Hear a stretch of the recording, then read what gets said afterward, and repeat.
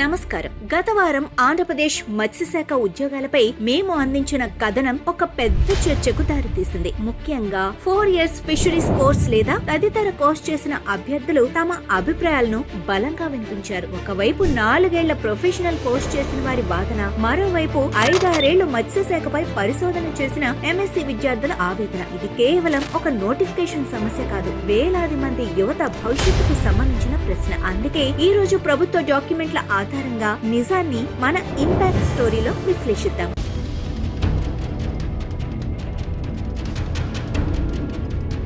మనం ముందుగా ఒక విషయాన్ని స్పష్టంగా అర్థం చేసుకోవాలి. మత్స్యశాఖలో 2 కీలకమైన పోస్టులున్నాయి. Village fisheries assistant. ఈ పోస్టులకు సంబంధించి ప్రభుత్వం స్పష్టమైన వెసులుబాటు ఇచ్చింది. Diploma, BFSc, 4 years fisheries course చేసిన వారితో పాటు బిఎస్సి, ఎంఎస్సి, ఫిషరీస్ మరియు ఆక్వాకల్చర్ చేసిన వారు కూడా అర్హులే. ఇక్కడ ఎటువంటి వివాదం లేదు. ఫిషరీస్ డెవలప్మెంట్ ఆఫీసర్ అసలు సమస్య ఇక్కడే మొదలవుతోంది. ప్రస్తుతం అమలులో ఉన్న నిబంధనల ప్రకారం ఎఫ్డిఓ పోస్టులకు కేవలం 4 years ఫిషరీస్ కోర్స్ చేసిన లేదా ఇతర కోర్స్ అభ్యర్థులకే అవకాశం ఉంది. ఎన్నో ఏళ్లుగా మత్స్యశాఖలో పీజీ, రీసెర్చ్ చేసిన ఎంఎస్సీ ఫిషరీస్ లేదా మెరైన్ బయాలజీ అభ్యర్థులకు ఇక్కడ అవకాశం దక్కటం లేదు. అయితే ఇక్కడ మనం 2 వైపులా ఉన్న న్యాయాన్ని ఆలోచించాలి. 4 years లేదా ఇతర కోర్సు విద్యార్థుల వాదన ఎలా ఉందంటే, మేము 4 సంవత్సరాల పాటు క్షేత్రస్థాయిలో పూర్తి స్థాయి శిక్షణ పొందాం. ఇది ఒక ప్రొఫెషనల్ కోర్స్ కాబట్టి ఆఫీసర్ పోస్టులకు మాకే ప్రాధాన్యత ఉండాలి అని వారు అంటున్నారు. ఇందులో ఉన్న లాజిక్ ని నిపుణులు కూడా గుర్తిస్తున్నారు. అదే సమయంలో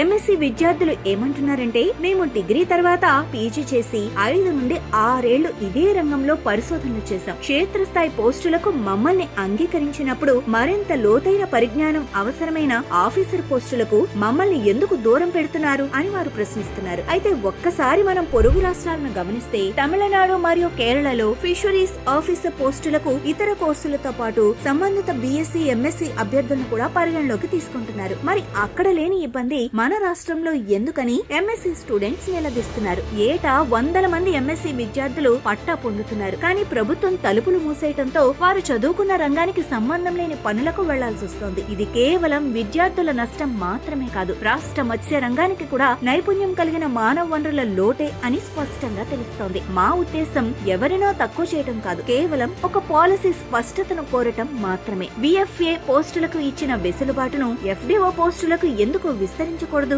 ఇతర రాష్ట్రాల్లో ఉన్న సడలింపులను మనం ఎందుకు అనుసరించకూడదు? ప్రభుత్వం ఈ అంశాన్ని సానుకూలంగా పరిశీలిస్తుందని, రాబోయే నోటిఫికేషన్లలో వేలాది మంది విద్యార్థులకు న్యాయం జరుగుతుందని ఆశిద్దాం. మరి మీ అభిప్రాయం ఏంటి? ఎఫ్డిఓ పోస్టులకు అర్హతలను పెంచాలా లేక ప్రస్తుత విధానమే సరైందా? మీ అభిప్రాయాలను కింద కామెంట్ రూపంలో తెలియజేయండి. ఈ చర్చ రేపటి పాలసీ మార్పుకు తొలి అడుగు కావచ్చు. ధన్యవాదాలు.